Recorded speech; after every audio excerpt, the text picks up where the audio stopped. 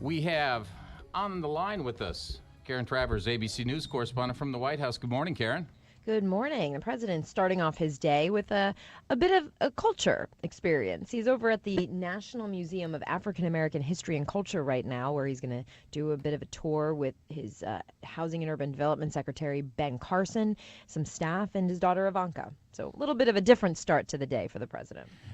Big news yesterday coming out of Mar-a-Lago on the couch there in the lobby. He tapped Army Lieutenant General H.R. McMaster to fill the post created by the removal of Michael Flynn, getting rave reviews. Rave reviews, bipartisan praise, which is not something we've seen too much of over the past 4.5 weeks of the Trump administration. He must be relishing the opportunity to hear that. The White House is enjoying this moment, and it might just be that. Just might be a moment until the next thing pops up. But John McCain calling him an outstanding choice, Dianne Feinstein calling him bright and strategic, and the president just said he's, a man of tremendous talent and experience who's highly respected by the military, and that was something that he clearly values very much. H.R. McMaster is a West Point grad. He has a Ph.D. in military history, and he's known as one of the Army's leading thinkers. So this is not just somebody that brings battlefield experience, but somebody that brings a real intellectual perspective to military leadership and American military power. Now, some of the concern with General Flynn was that he wasn't necessarily in charge of national security, that Michael Bannon, or Bannon was, Steve Bannon was. Any idea whether or not General McMaster has kind of laid down the law on that line, or along those lines? Unclear. I mean, the White House is not going to indicate that publicly. But, there's a sense that perhaps he came in with what he would like to do in this position, that he wants autonomy, and he wouldn't take it without that. But that was not discussed when they made this triumphant announcement of his pick yesterday. But I think it is something to look for because, the president is not somebody that has a reputation for taking, criticism within the ranks very well. And by announcing H.R. McMaster in this position, he adds another top military official to his inner circle. You have two retired generals that are leading the Pentagon and the Department of Homeland Security with James Mattis and John Kelly.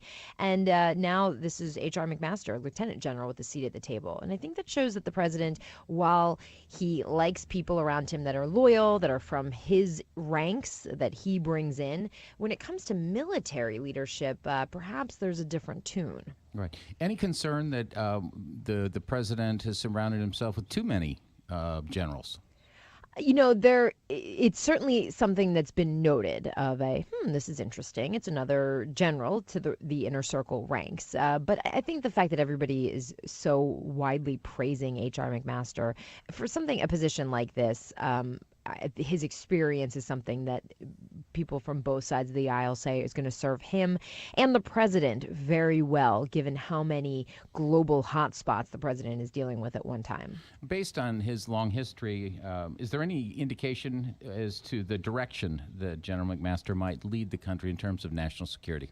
Well, I think he's been considered more of a hawk on national security issues, especially when it comes to Russia. But, he's not the final say in this. He's the national security advisor. He's going to be taking input from the various agencies and the intelligence community and presenting it to the president. But I think as we've seen in past administrations, the national security advisor has also taken on a very public role, somebody that has done interviews and has gone out and acted as a strong surrogate for the administration. So that's something we'll be keeping an eye on to see how public of a role Lieutenant General McMaster plays, or if it's more of a behind-the-scenes advisory role. Senator McCain has come out and widely praising General McMaster. John McCain's been a little bit of a thorn in the president's side. That's probably putting it mildly. And he seems to really relish this role he's playing as, chief critic on Capitol Hill. And, they've certainly have had their personal differences, too. Donald Trump has had some very personal attacks against John McCain. John McCain has fired back, too. But he's acting as an interesting check on Capitol Hill for Republicans and for President Trump. do they get along behind the scenes? I'm not sure about that, but he's certainly somebody that we are watching very closely because what the message he puts out is has a lot of weight among Republicans.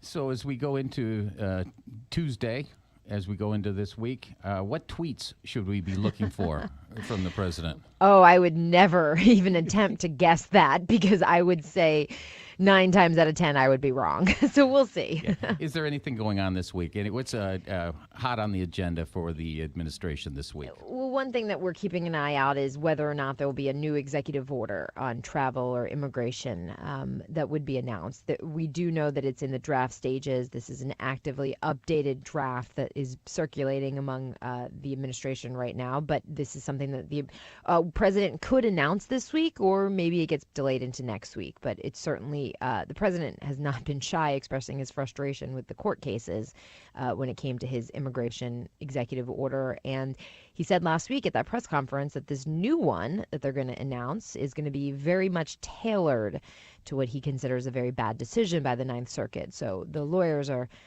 going through this very, very carefully to try and prevent this from being challenged in court. Absolutely. Well, thank you very much. It must make your life very interesting out there these Always. days. These first 100 days. Karen Travers, ABC News correspondent from the White House. Thank you so much, Karen. Thank you. Yeah, never a dull moment.